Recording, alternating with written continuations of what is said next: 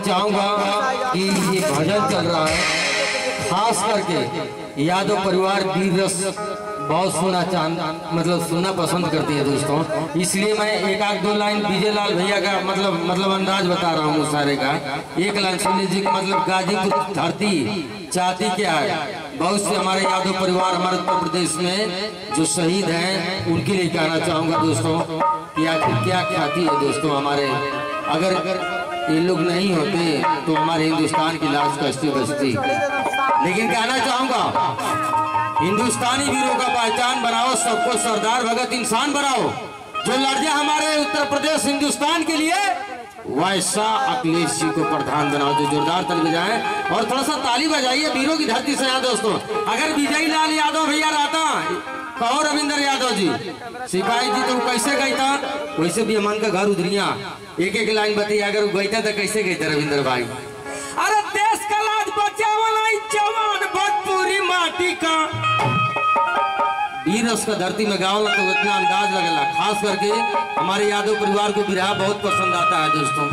अरे देश का लाज बचावल जवान भोजपुरी माटी का, अरे पाकिस्तान का तोड़ दली जाए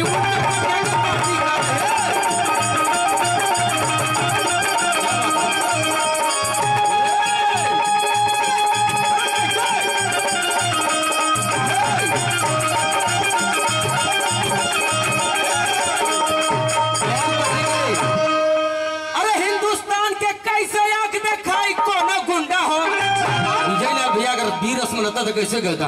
अरे हिंदुस्तान के कैसे आग दिखाई कोनो गुंडा हो, अरे दुश्मन के गोली मार के बनावल भाई मुझे मुद्दा हो।